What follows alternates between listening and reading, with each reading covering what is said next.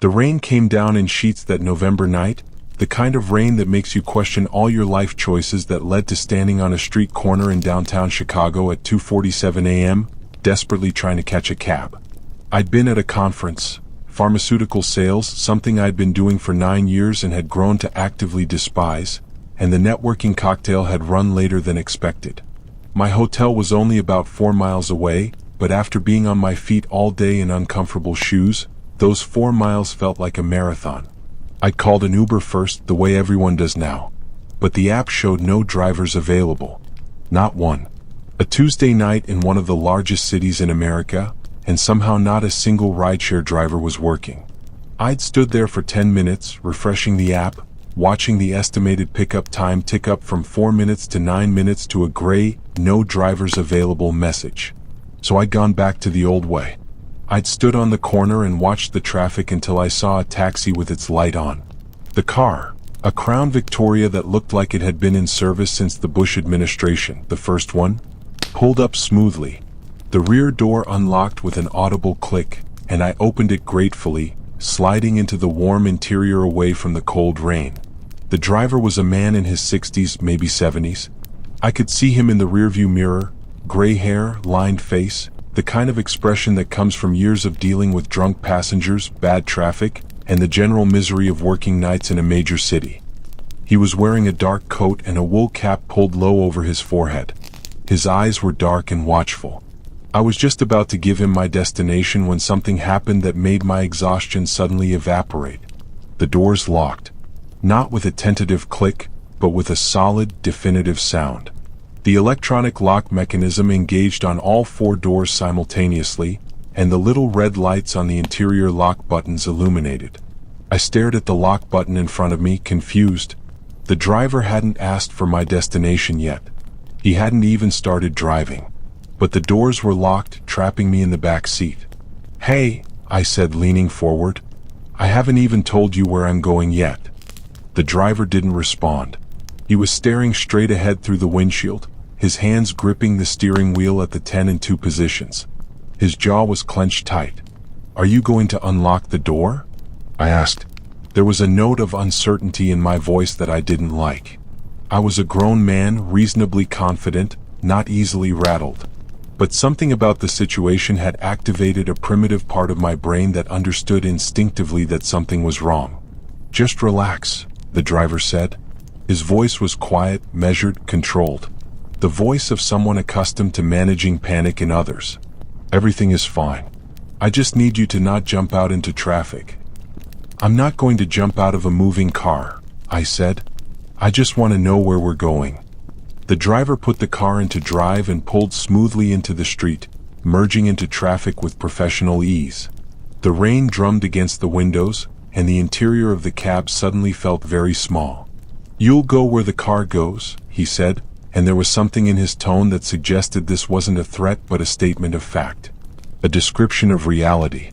You can relax or you can resist. The destination doesn't change either way. My heart rate, which had been elevated, now began to spike. I tested the door lock next to me, pressing the manual unlock button. Nothing happened. The doors remained locked. I pressed it again. Still nothing. "Child-proof locks," the driver said, seeing my attempt in the mirror. "You can't open them from the inside. They haven't worked in years. That's why I prefer this model. Keeps the passengers safe. Keeps them from doing anything stupid." "Listen," I said, trying to keep my voice steady. "I don't know what this is about, but I have money. I can pay whatever you want. Just unlock the doors and tell me what's happening." The driver didn't answer. He focused on the road, his expression unchanged, his hands steady on the wheel. We were driving south, away from the downtown area, away from the well-lit streets and toward neighborhoods that grew progressively darker and more industrial. I checked my phone. Still in my pocket, still had battery. 37%. I could call 911. I should call 911. But the part of me that was still trying to make sense of this situation hesitated. What would I tell them? That a taxi driver locked the doors and was taking me somewhere I didn't tell him to go? That sounded insane when said out loud. Maybe there was an explanation. Maybe this was some kind of scam where he was taking me to an ATM to withdraw cash. Maybe he was an unhinged person who'd have a change of heart once he realized I wasn't going to antagonize him. Or maybe I was about to experience something genuinely terrible. "If you hurt me," I said, deciding to try reason, "if you rob me or harm me in any way, the police will find you. This car is trackable. The dispatch system knows where we are." "The car isn't reporting to any dispatch," the driver said. "I'm not an official cab. Haven't been for 3 years. This is my car modified for my use. No GPS, no tracker, no connection to any company. As far as the city is concerned, you never got in this vehicle." My hands went cold. I looked out the window and tried to orient myself. We were driving through industrial areas now. Warehouses, abandoned factories, empty parking lots. The rain made everything look apocalyptic, like we were driving through a post-disaster landscape. I made a decision. I was going to call 911. I was going to do it regardless of whether it sounded crazy, regardless of whether the driver heard me. Because the one thing I was increasingly certain of was that whatever his intentions, they weren't good. I pulled out my phone and started to dial. The driver's hand came back over the seat faster than I thought a man his age could move. He grabbed my phone with startling violence and threw it against the front windshield. The impact cracked the screen and the phone fell to the floor of the cab, dark and unresponsive. "Don't do that," the driver said, and for the first time, I heard emotion in his voice.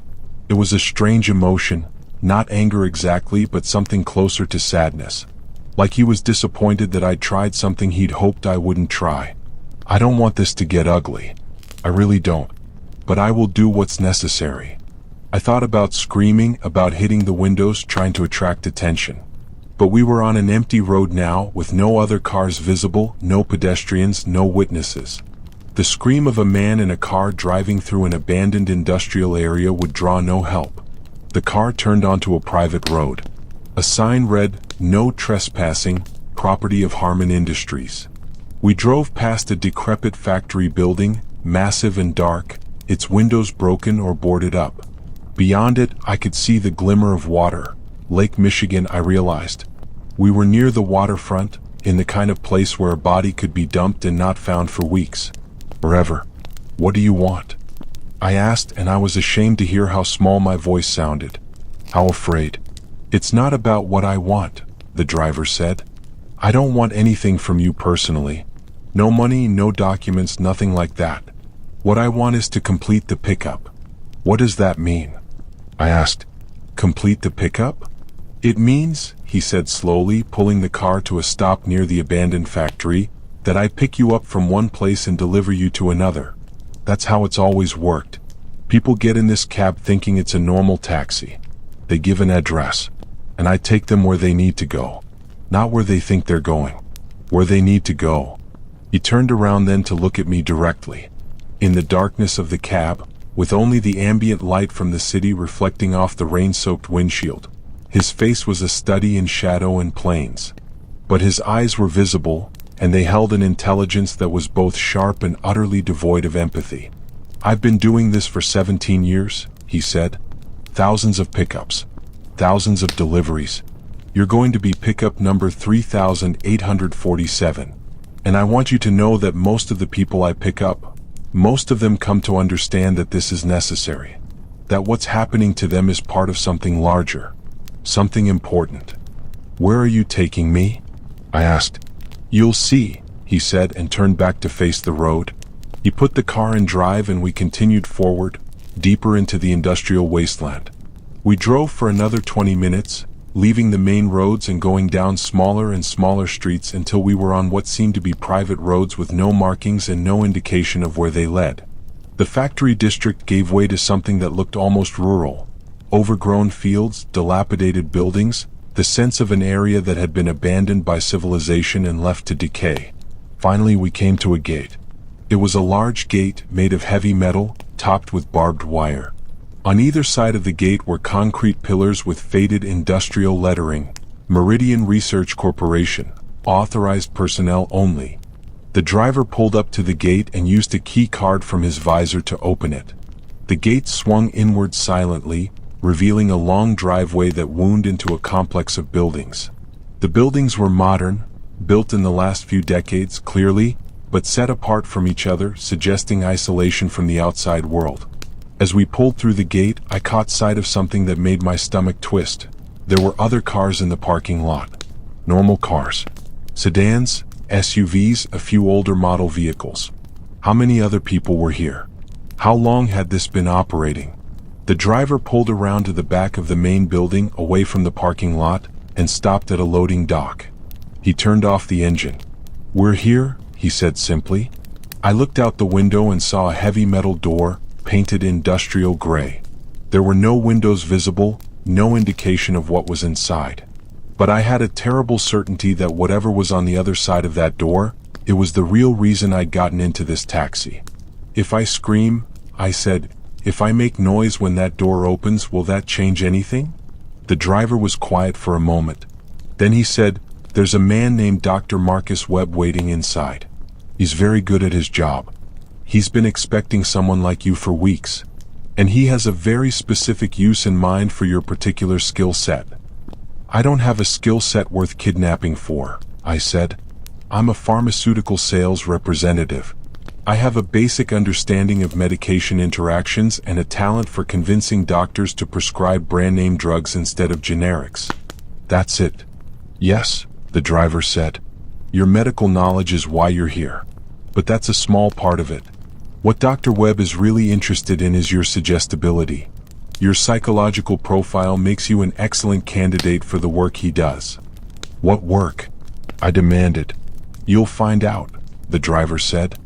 He reached over and opened the driver's side door. "Don't make this harder than it has to be. Don't scream, don't fight. It will be over faster if you cooperate." "And if I don't?" I asked. "Then it will still happen," he said. "But it will take longer." The door to the loading dock opened, and two men in medical scrubs stepped out. They were large men, clearly chosen for their size rather than any particular medical qualification. One was holding what looked like a tranquilizer gun. The taxi driver reached over and pressed a button. The child locks disengaged with a soft click. He was giving me the option to try to run. Maybe he was hoping I would. Maybe the men with the tranquilizer gun were betting that I would. I didn't run. I sat there for a moment, processing the reality of my situation. I was thousands of miles from home, in a facility that no one knew existed, with no phone and no way to call for help. Running would get me tranquilized. Fighting would get me tranquilized. The outcome was predetermined. So I opened the car door slowly and stepped out into the cold Chicago night. The processing was efficient and professional. The two men escorted me inside the facility, down corridors painted in institutional white and pale blue. The fluorescent lights hummed overhead. The floor was linoleum, the kind designed for easy cleaning. Everything about the environment screamed medical facility, but also screamed secret medical facility. I was taken to a room that resembled a doctor's office but with more security features. There was Dr. Marcus Webb, a man in his 50s with graying temples and a white coat that he wore like a uniform. He greeted me like we had an appointment. "Mr. Hayes, welcome," he said, checking a clipboard. "I'm Dr. Webb. I oversee the research operations here at Meridian. I know this is disorienting, but I want to assure you that you're not in danger. You're here because you've been selected for a groundbreaking study in neurological adaptation and cognitive restructuring. The work we do here represents the frontier of consciousness research." "You kidnapped me," I said. "You had a taxi driver abduct me from the street. This is a crime. When the police find out..." "The police won't find out," Dr. Webb said calmly, "because there are no records of you being here. As far as any official capacity is concerned, you never called for a taxi, never got in a cab, never left your hotel tonight. Your credit card will show you ordering room service and paying the hotel bill. Your phone will show location data placing you in your hotel room. You simply don't exist in the places where you've actually been." He sat down behind his desk and gestured for me to sit across from him. I remained standing. "How is that possible?" I asked. "Money and preparation," he said. "We've had decades to perfect the process. We have people in every relevant agency. We have access to systems you didn't know could be accessed. We can make a person disappear from the digital and physical record more completely than any government agency could. What do you want with me? I asked. I already told you. Neurological research, cognitive restructuring, consciousness adaptation. These aren't new concepts, they've been studied for decades. But the level of sophistication we've achieved here, the precision of the work we do, it represents a quantum leap in understanding how the human brain can be modified. Modified to what end? I asked. That depends on the individual, he said. Some of our subjects, we prefer that term to prisoners. Some of our subjects are here because we want to expand their cognitive abilities, increase their working memory, accelerate their learning capacity, enhance their emotional regulation. We have subjects working on projects that require those capabilities. And the others? I asked. The others, he said, are here because we want to reduce certain capabilities, remove memories, alter personality traits, create more compliant versions of themselves that are better suited to specific tasks. Think of it as restructuring, the same way you might restructure a corporation to operate more efficiently. The horror of what he was describing was beginning to crystallize in my mind. This wasn't just kidnapping.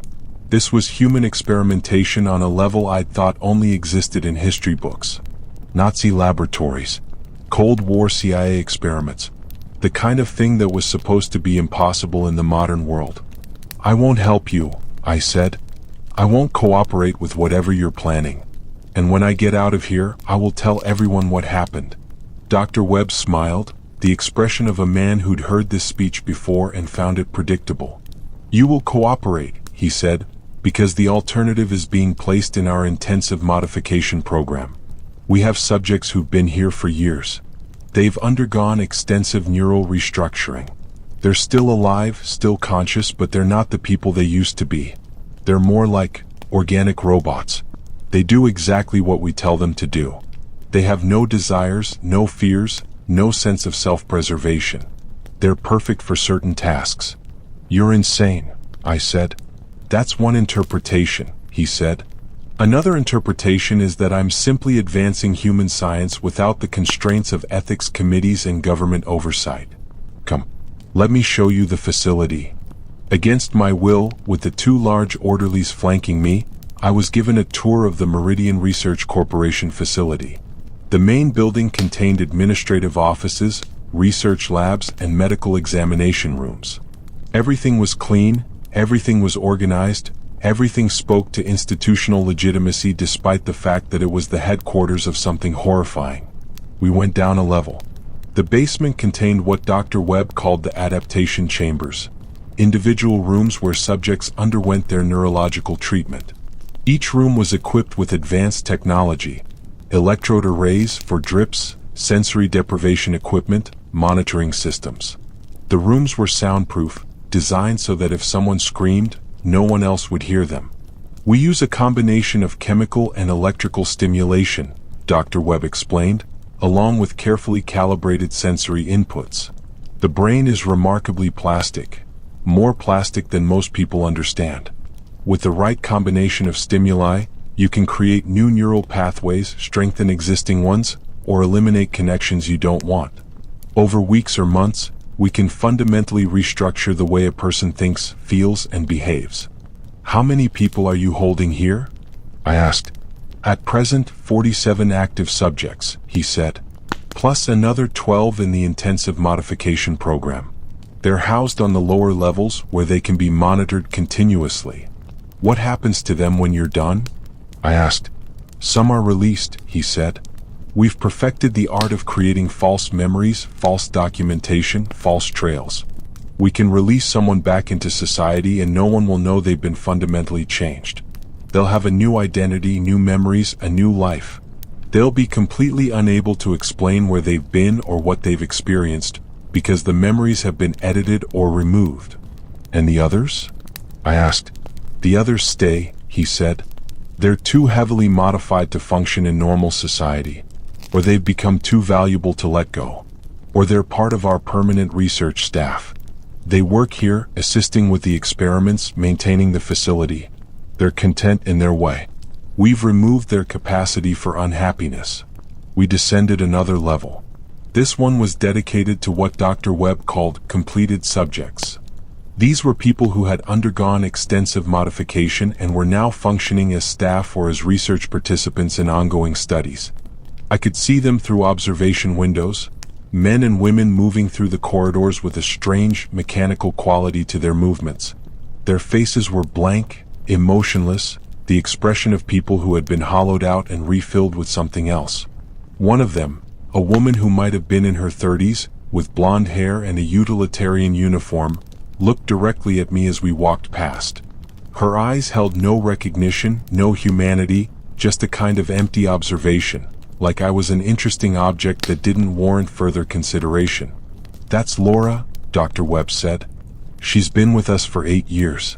She arrived as a graduate student from Northwestern University, kidnapped the same way you were. She was highly resistant to modification at first.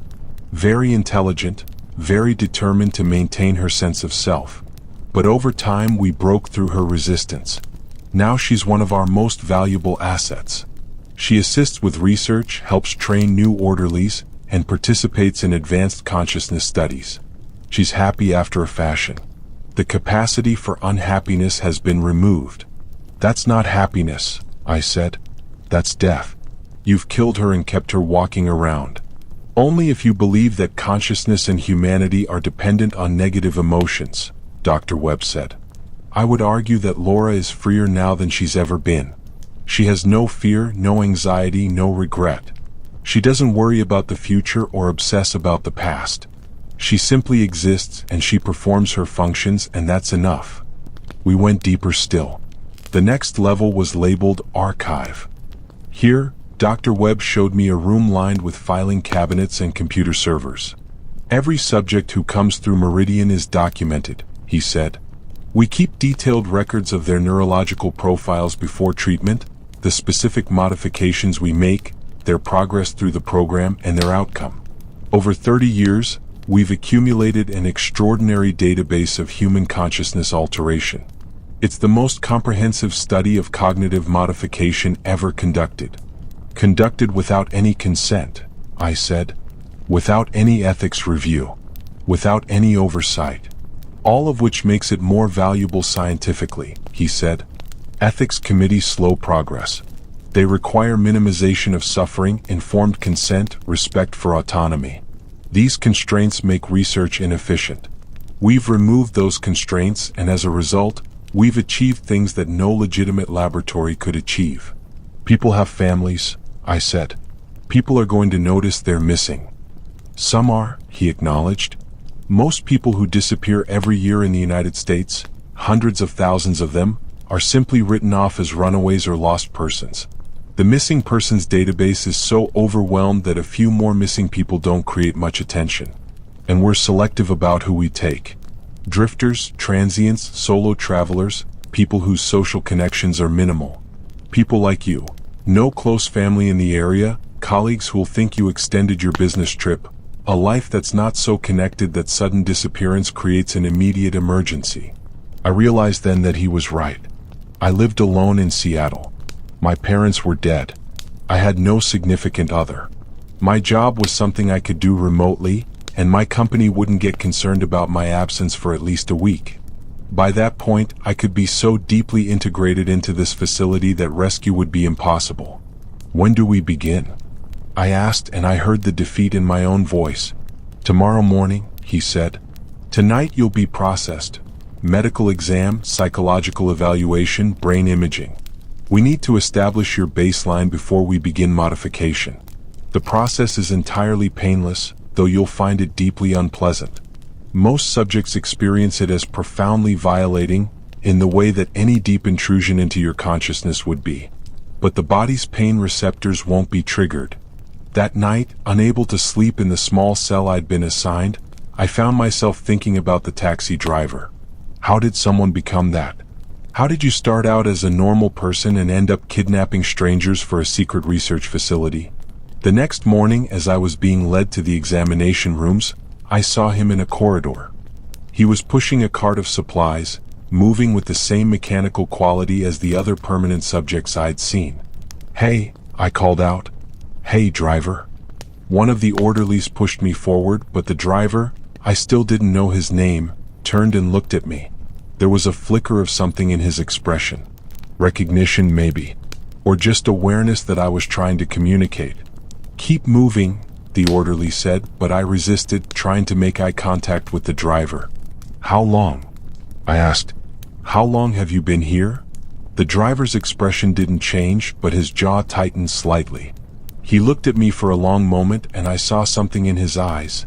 Something that suggested that beneath the mechanical exterior, something of the original person remained. "I'll answer that," a voice said. Dr. Webb was standing at the end of the corridor, watching. He gestured for the orderly to stop. "Our taxi driver arrived at Meridian 17 years ago," Webb said. "He was brought in the same way you were. His name is James Crawford. He was a taxi driver in those days too, a legitimate cabbie working for a legitimate company. We approached him early and made him an offer. We'd remove certain troublesome personality traits, his ethical qualms, his empathy, his sense of right and wrong, and in exchange he'd become part of our procurement team. He'd be allowed to continue his work as a taxi driver, but he'd identify subjects for us. Lonely people, vulnerable people, people who wouldn't be missed immediately." "That's monstrous," I said, looking at the driver. "That's efficient," Webb said. "And James here is very, very efficient. In 17 years, he's identified and brought in over 100 subjects. He's responsible for a significant portion of our subject pool." The driver, James, didn't react. He simply stood there, holding the supply cart, waiting for permission to move. "What did you do to him?" I asked. "To make him that way?" "Selective ablation," Webb said. "We identified the specific neural regions associated with empathy and ethical reasoning, and we systematically destroyed them. It's an irreversible process, but it's very effective. James no longer experiences guilt about what he does. He doesn't question the morality of his work. He simply executes his function, perfectly and without hesitation." I looked at James again, trying to find the man he used to be somewhere in that blank face. But there was nothing. He was a shell operating on autopilot, a human being converted into a tool. "When I'm done with my modification," I said quietly, "I'll be like him, won't I?" "Perhaps," Webb said. "Or perhaps you'll be something different. Your skill set suggests different applications. We're thinking of something more sophisticated, cognitive restructuring designed to make you an excellent researcher. You'll maintain certain emotional responses, certain aspects of your personality, but you'll be refocused. Your values will be realigned. You'll become a true believer in our work, unable to imagine opposing it." He turned to the orderly. "Take him to examination room 3. The examination room was clinical and cold. There were machines I didn't recognize, advanced neuroimaging equipment, computers with displays I couldn't understand, monitoring systems designed to track every aspect of my physiology. A technician in a white coat helped me into a chair that was surrounded by electrode arrays.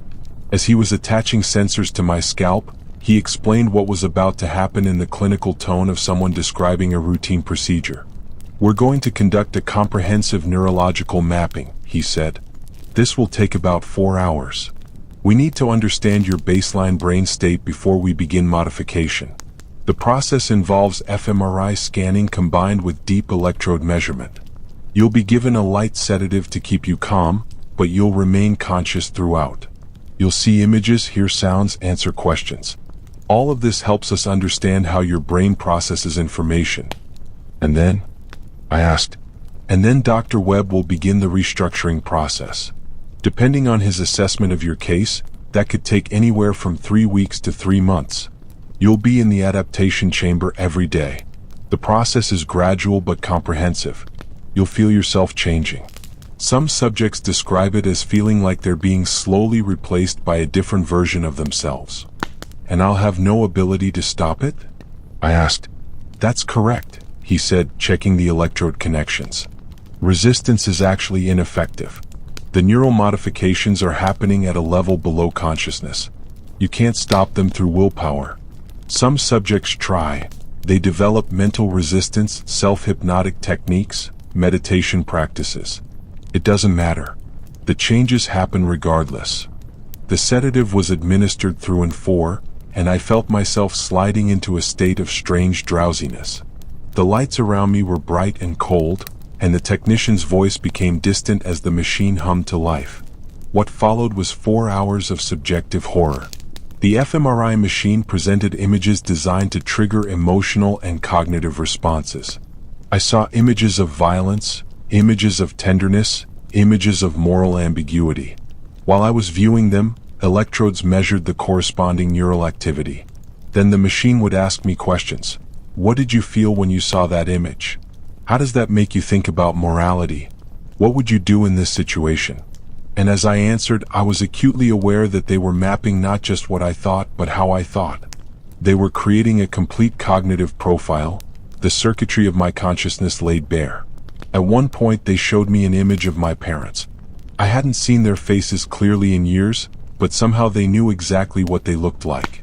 It was a photo from my childhood, my mother and father smiling at the camera. The electrode arrays lit up all over my head as emotion flooded my system. "Why are you showing me this?" I asked. "Control purposes," the technician said. "We need to understand your emotional attachment hierarchy. What matters to you? What motivates you? What you value? This information helps us understand how to restructure your values most effectively." When the 4 hours were over, I was removed from the machine exhausted and deeply disturbed. They gave me water, something to eat, and placed me in another small cell to rest. But sleep didn't come. I lay in the darkness, thinking about what I'd experienced. They had mapped the entire landscape of my consciousness. They knew my fears, my values, my emotional triggers. And tomorrow or the next day, they were going to begin using that map to disassemble me. I made a decision that night. I was going to resist, even if resistance was ultimately futile. Even if they could restructure my consciousness regardless of my will, I was going to fight it with everything I had. Because if I didn't, I would disappear completely, not physically but existentially. The next morning, when they took me to the adaptation chamber, I was already formulating a plan. The adaptation chamber was a small room with a bed, a chair, and equipment that could deliver electrical stimulation, chemical compounds, and various sensory inputs directly to my brain. There were cameras in the corners, monitoring my reaction to the stimuli. "This is phase 1, Dr. Webb explained. Emotional recalibration. We're going to expose you to scenarios and stimuli designed to recontextualize your values. For instance, you currently believe that autonomy and freedom are important values. We're going to show you scenarios where autonomy leads to harm, where freedom is a burden. We're going to stimulate the parts of your brain associated with pleasure when you imagine relinquishing control.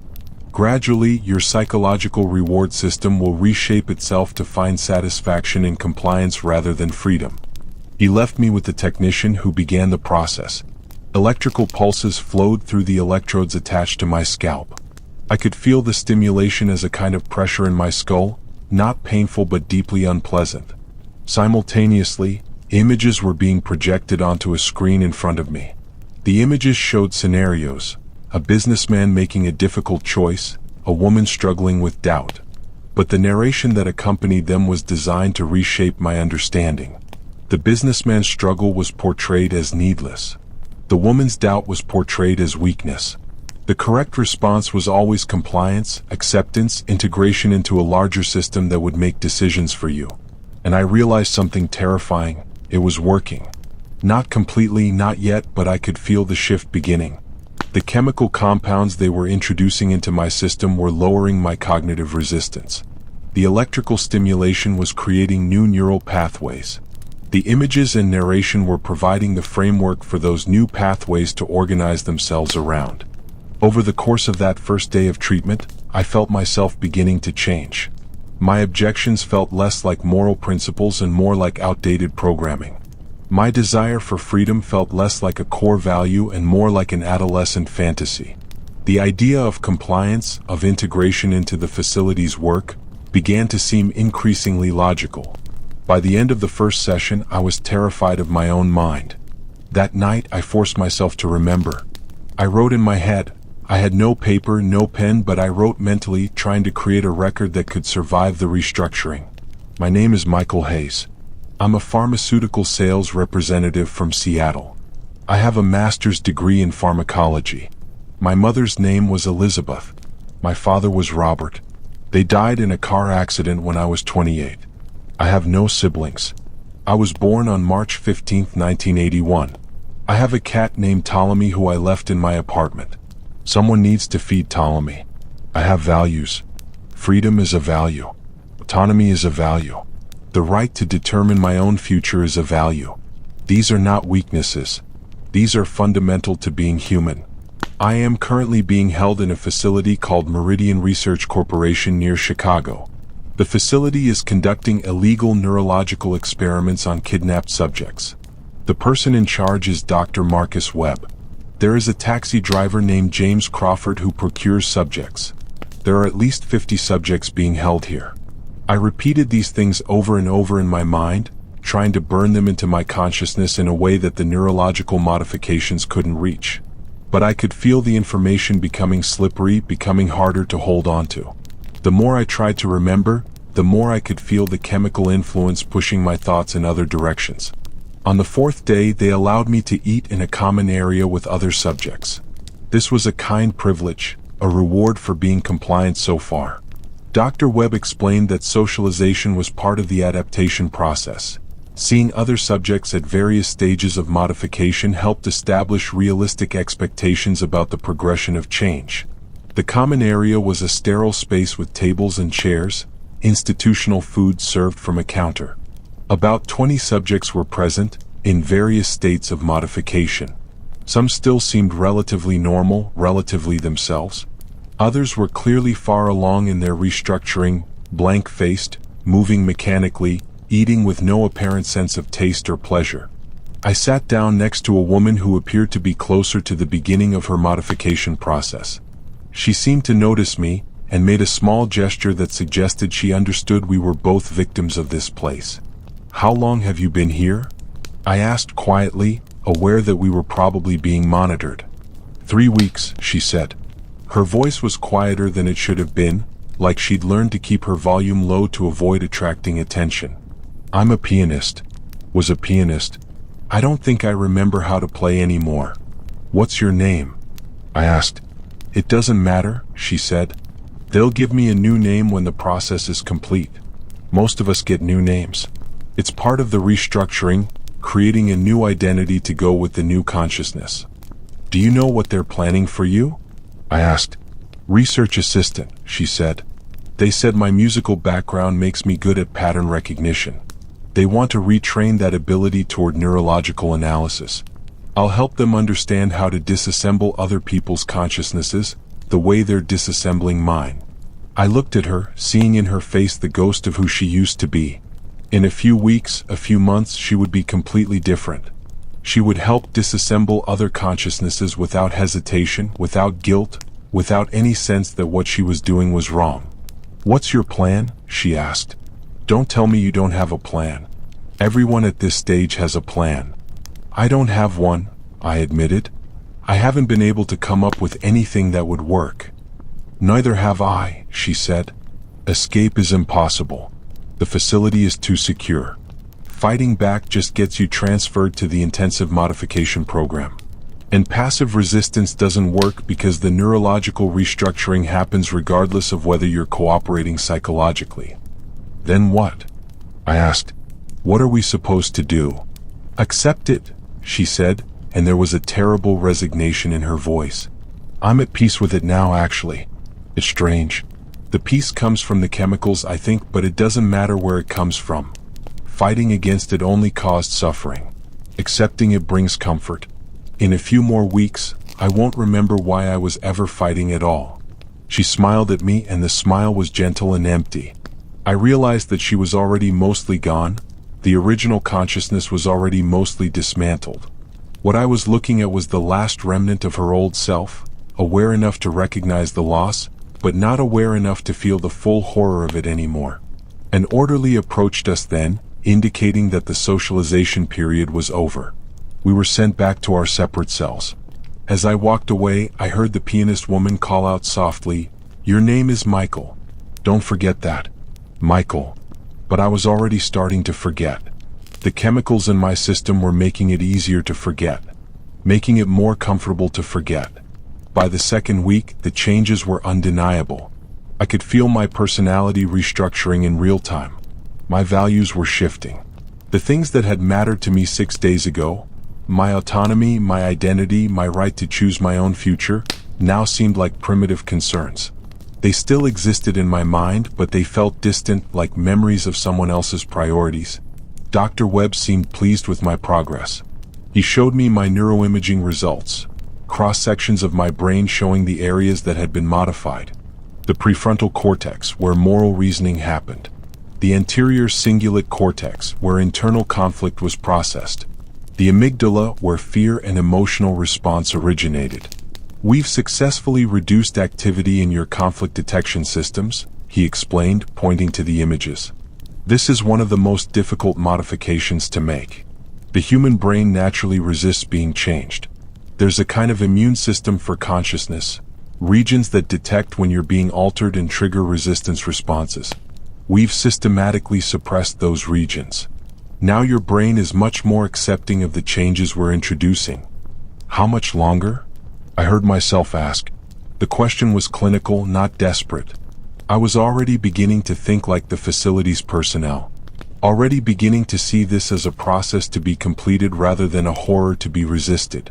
Another 2 weeks, perhaps, he said. You're progressing faster than most. By the time we're done, you'll be one of our most effective researchers. You'll understand the methodology deeply, believe in the importance of the work, and have the pharmaceutical knowledge to contribute meaningfully to our advancement. You'll be valuable. I realized that I should have felt terror at this. I should have felt the last remnants of my old self screaming in protest. But the chemicals and the electrical stimulation had dampened that response. I mostly felt a kind of professional curiosity about how exactly they would complete my restructuring. That night, alone in my cell, I made an attempt at resistance. I tried to remember why any of this mattered. I tried to access the emotion that used to drive me, the horror, the violation, the sense of fundamental injustice. But it was like trying to remember a dream after waking. The more I grasped for it, the more it slipped away. I tried to think about escape, but the pathways in my brain that had once been devoted to planning and resistance had been rerouted. I could look at the security measures and understand them intellectually, but I couldn't muster the emotional drive necessary to overcome them. I sat on my cell's bed and cried, not because I was sad, but because my chemistry was producing tears. Crying seemed like the correct emotional response to my situation, but I couldn't quite access the genuine despair that should have accompanied it. By the 3rd week, I was different enough that Dr. Webb felt comfortable giving me limited freedom within the facility.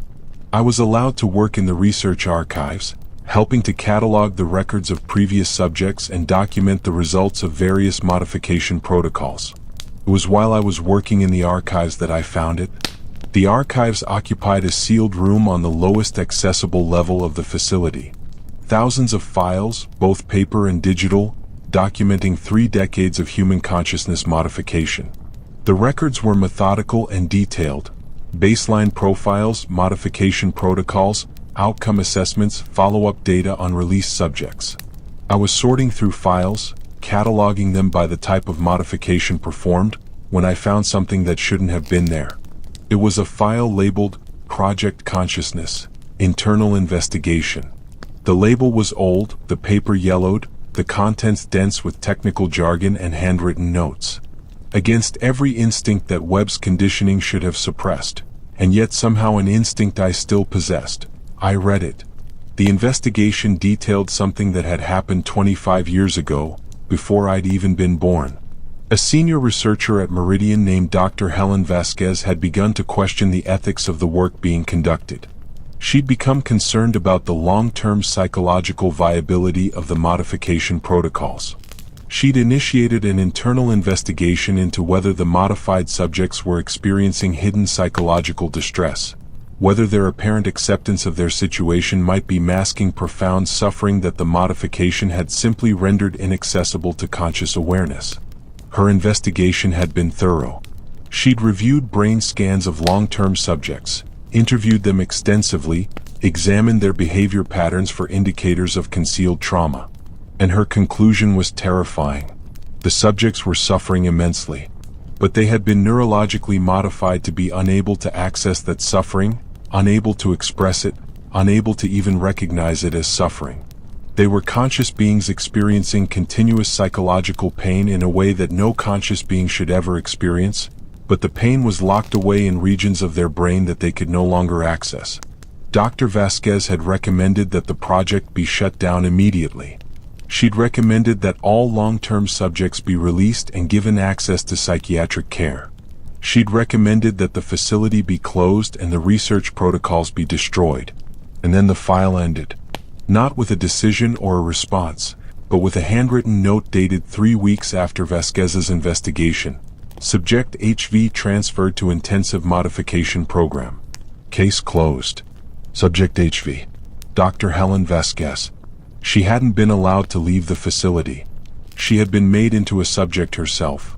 Her consciousness restructured, her ability to think critically about her own research destroyed, her knowledge of what she'd discovered locked away in the inaccessible parts of her own mind. I sat in the archives room holding the file and felt something shift in my consciousness. It was subtle, but it was there. A crack in the conditioning. A moment where I could see through the chemical fog to what was actually happening here. This was what they did to people who resisted. This was the worst-case scenario. This was what happened if you threatened the operation. And I realized something else.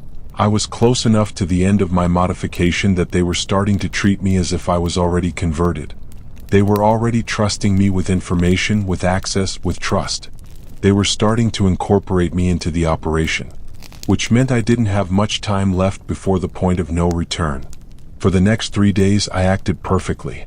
I was compliant, cooperative, enthusiastic about the work. I worked in the archives, performed my duties, participated in group meals, and demonstrated none of the intellectual resistance that might have triggered additional modification. What I was actually doing was mapping the facility. I was learning the guard rotations, the security protocols, the locations of exits. I was identifying which personnel had been modified and which were unmodified humans who'd chosen to work here, because there had to be some people who weren't subjects but who'd come to the facility willingly because the work paid well and the legal and ethical questions were someone else's problem.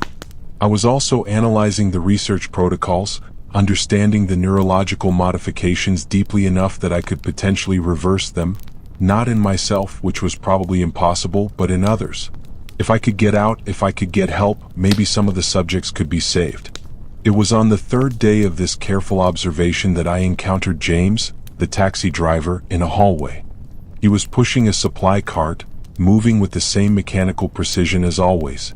But as he passed me, his hand brushed against my arm. It was a brief contact, lasting less than a second, but intentional. I continued walking, giving no indication that I'd noticed.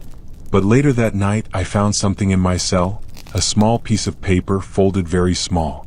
I opened it and read the handwriting. Break room 7, 11 p.m. J.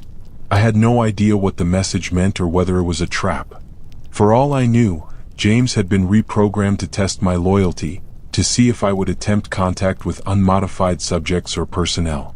But the risk was worth taking.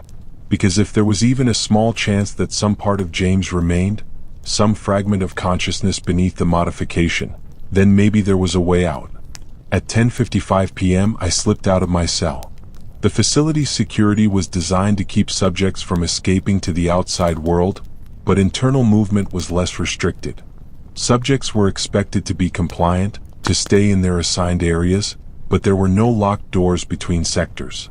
Break room 7 was a small space with a coffee maker, some vending machines, and a table. It was where facility personnel took their breaks. At 11 p.m. it was empty. James arrived 5 minutes later.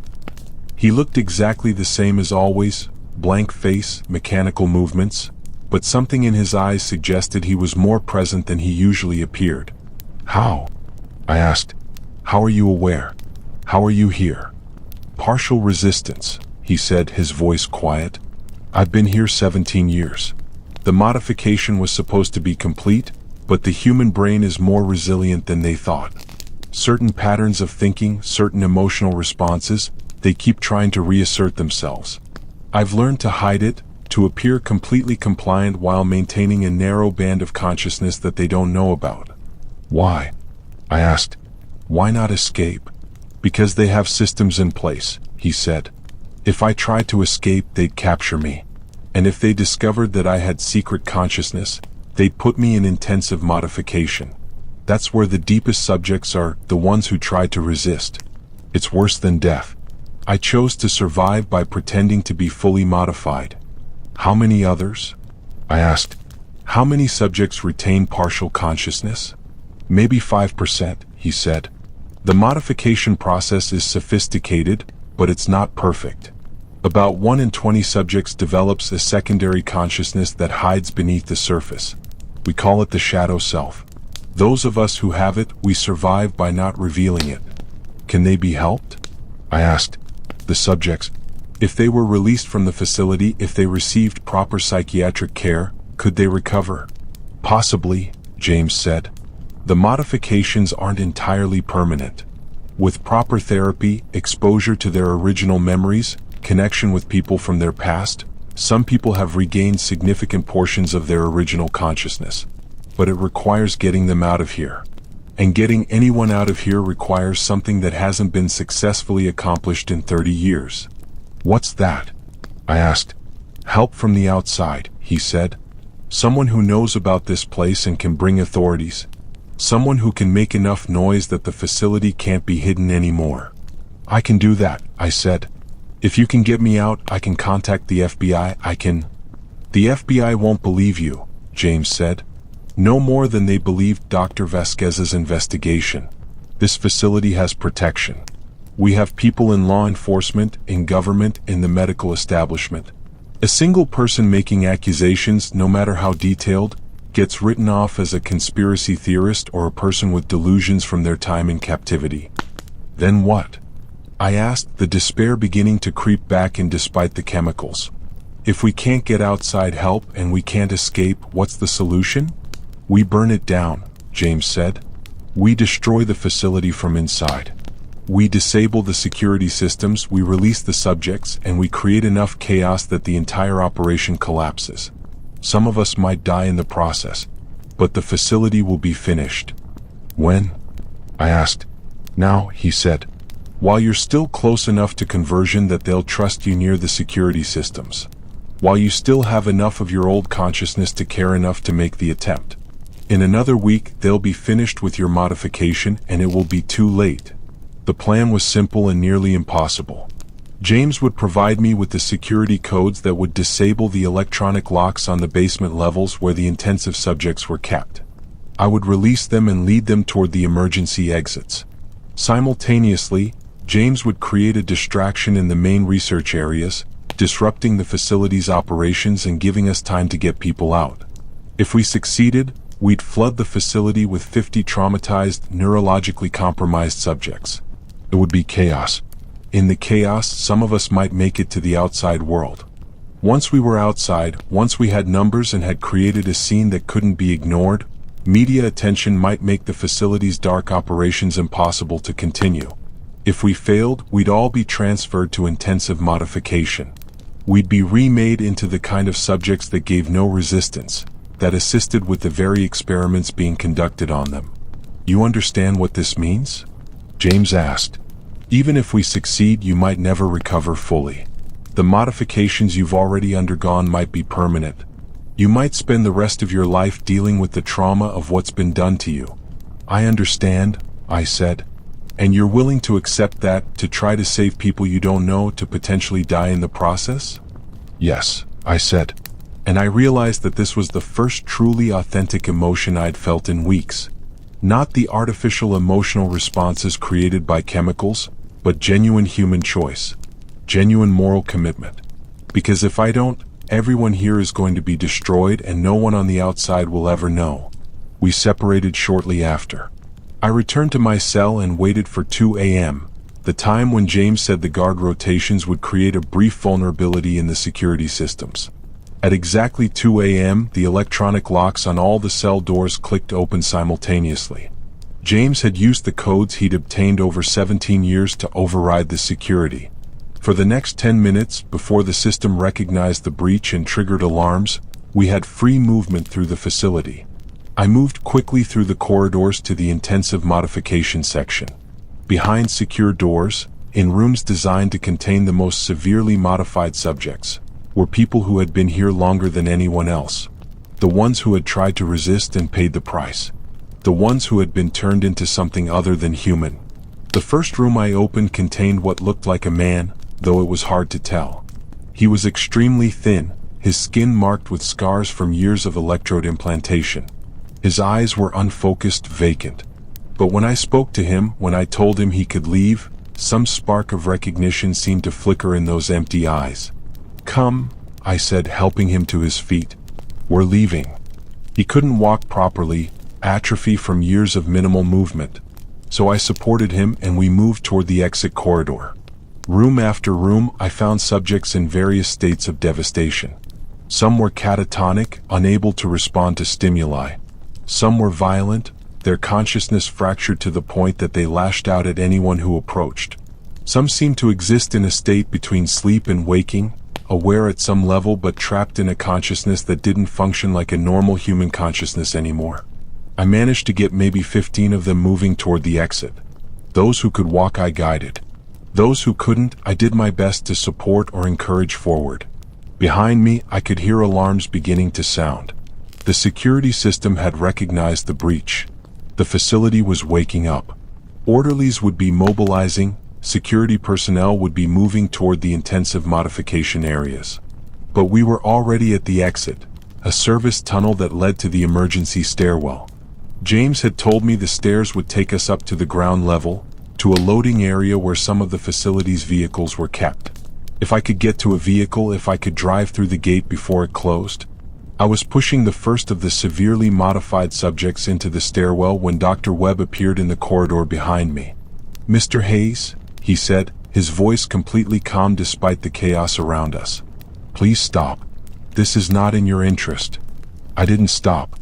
I kept moving, getting the subjects into the stairwell, pushing them to climb. "You're going to ruin your life," Webb continued, following us. "If you leave this facility, you'll be a person whose consciousness has been partially modified, who will spend the rest of his existence dealing with the psychological consequences of that modification. You'll never fully recover. You'll never be exactly who you were before. Is saving people you don't know really worth destroying yourself?" I paused for just a moment, and in that moment the chemicals still in my system tried to convince me that he was right. The modification was seductive in that way. It made compliance seem logical, made surrender seem peaceful, made fighting seem pointless. But I kept moving. "James?" I called out. "How much time?" 2 minutes before they locked down the upper levels," he shouted from somewhere behind me. "Move." I was half carrying, half dragging people up the stairs. Behind me, I could hear orderlies moving to intercept us. The facility was mobilizing. In moments, we'd be trapped between the security teams and the lockdown exit. 1 floor to go. Then another. The subjects were getting slower, some of them collapsing, their bodies unable to maintain the pace. I was practically carrying a woman whose mind had been so thoroughly dismantled that she couldn't understand what was happening, only that movement was required and someone was making her move. We reached the ground level just as the security doors at the top of the stairwell began to close. I shoved the subjects through the exit, through the loading area, toward the vehicles stored there. A truck. A van. Both with keys in the ignitions, ready to go for emergency medical transport. I grabbed the van keys and started the engine. Behind me, the facility's security team was pouring through the exit. I could see Dr. Webb at the back of the group, his face finally showing emotion. Anger, fury, the expression of a man whose operation was being destroyed. I slammed my foot on the gas pedal and drove straight toward the security gate. It was closing, but not fast enough. The van hit it at 30 miles per hour, smashing through the heavy metal barrier. Alarms were screaming. The facility was in full emergency mode. But I was through. I was out. I was on the private road leading away from Meridian Research Corporation. I drove for 4 hours, trying to put as much distance as possible between myself and the facility before I tried to contact authorities.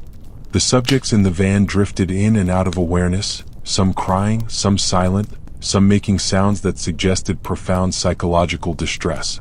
When I finally found a small-town police station just outside Chicago, I pulled up to the front door, left the van running, and stumbled in with a subject over each shoulder.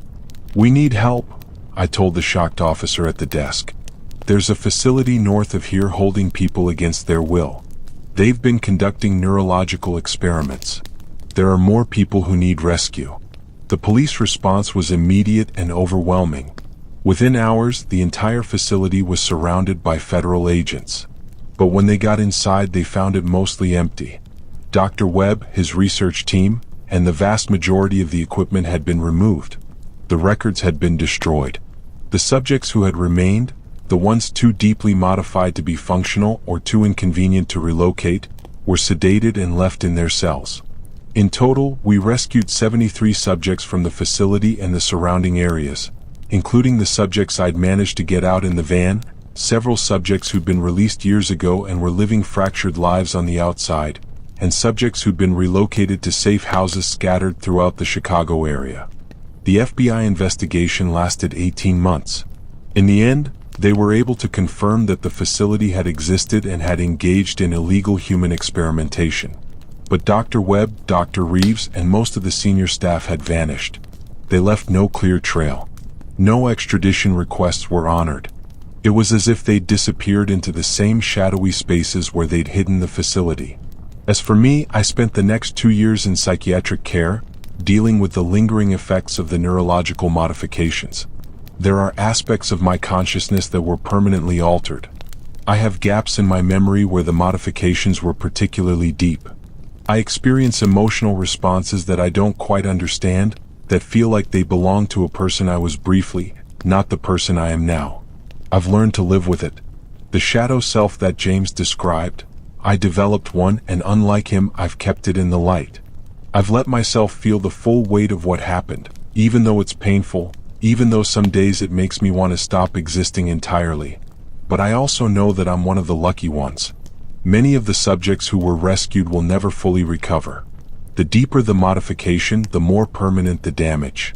Some of them will spend the rest of their lives partially present, partially absent, their consciousness fractured in ways that no amount of therapy can fully repair. The pianist, the woman I met in the common area, was released 6 months later. She recognized me when we saw each other at a survivors support group, though I'm not entirely sure she understood why she recognized me. She can't play the piano anymore. She can't access the memories of what she learned before the modification. She's a different person now, living in her old body, with her old life partially restored but fundamentally changed. James declined to join the group. After 30 years at the facility, after 17 years of playing the role of the taxi driver turned procurer, he chose to disappear into his own life. I heard, through someone in our group, that he's still driving taxis somewhere in the Midwest. I hope that whatever consciousness survived the modification, whatever shadow self remains, finds some peace in the continuation of that mundane, ordinary work. What haunts me most, what I think about late at night when I can't sleep, is the question of whether what happened was actually horrible, or if my current understanding of it as horrible is itself a kind of cognitive bias created by the modification. The chemicals and the electrical stimulation were designed to make me see value in compliance, in integration, in the surrender of self. And while I've resisted that conditioning, I can never be entirely certain that I've fully escaped it. Maybe the part of me that still finds some logical appeal in the facility's work, the part that understands intellectually why consciousness restructuring could be seen as a kind of therapy, maybe that part is still infected with their perspective. I don't drive in taxis anymore. I'm actually terrified of taxis, which is ironic because I understand now that the experience I had was unusual, was a specific abduction, was not something that happens to the vast majority of people who get into cabs. But every time I see a taxi, every time I need to get somewhere and consider hailing one, my amygdala, that region of my brain where fear lives, lights up and tells me that this is how it happens, this is how they get you. I've tried to help the other survivors, tried to use my experience to support them and to try to help them make sense of what happened. But I find that my perspective is limited. I only know what I experienced directly. I don't know what happened to the subjects who were released years ago, the ones who had been modified and sent back into normal society before the facility's operations were finally disrupted. And I think about them sometimes. I wonder how many of them are out there, living their lives, unaware that their consciousness has been fundamentally altered. How many people in the world are walking around with restructured minds, unable to access their true selves, believing that their modifications are their authentic desires? The official story, the one that the media ran with before attention shifted to other scandals and outrages, is that the Meridian Research Corporation was an isolated operation, conducted by criminals who took advantage of a lack of oversight. The implication is that it's been stopped, that it won't happen again. But I know better. Because I know that the work they were doing, the research into consciousness modification, isn't new. It's been conducted for decades in various forms by various organizations. The Meridian facility was just one iteration of something much larger. And I know that somewhere, someone else is being asked that same innocent question. Are you traveling alone? Somewhere else, there's a taxi driver who's receiving a carefully selected passenger. Somewhere else, there are people in white coats preparing adaptation chambers and neurological mapping equipment. Somewhere else, the work continues. That's what truly haunts me. Not the memories of what was done to me, but the knowledge that it continues. That despite the investigation, despite the media attention, despite the official closure of one facility, the fundamental knowledge and infrastructure for consciousness modification didn't disappear. It simply moved, rebranded, hid more carefully. I've tried to warn people about it. I've written about it, spoken about it, given interviews to journalists who usually treat me with the kind of skeptical sympathy reserved for conspiracy theorists. And I watch as people discount my experience, explain it away, rationalize it as the product of a traumatized mind. Because that's what was truly genius about what they did. By operating in secret, by making the crime so extreme that it seems impossible, by taking people who have no social connection and no one to notice they're missing, they created a situation where the truth, when it emerges, is so horrifying that most people simply refuse to believe it. So I'm left with my memories, my partial consciousness, my fragmented sense of self, and the terrible knowledge that I'm not actually helping anyone by telling this story. The people who would believe me already know that corporations and governments are capable of terrible things. The people who don't believe me will simply see this as evidence of conspiracy theory thinking. And somewhere the taxi driver is receiving his next fare. Somewhere the question is being asked. Somewhere doors are locking before an address is given. And I can't stop any of it. I can't warn the person getting into that cab because they don't know my story, and they wouldn't believe me even if I could somehow communicate across time and distance to prevent the abduction I can't even know is happening. All I can do is live with what was done to me, try to help the people around me who survived the same experience, and hope that someday the hidden facility reveals itself, or the work becomes too obvious to ignore, or something changes. But I'm not optimistic. Because I learned something in the adaptation chambers, something that the chemicals and electrical stimulation were trying to teach me, something that I can see the logic of even if I can't quite believe it. Control is inevitable. Freedom is an illusion. And the most effective way to make someone accept this is to take it from them slowly, to make it logical, to make it seem like the only rational choice. And that lesson applies not just to consciousness modification and secret facilities. It applies to the world in general. Every system of control works this way. Every oppressive structure sells itself as rational, as necessary, as in your own best interest. The work they were doing at Meridian wasn't an aberration.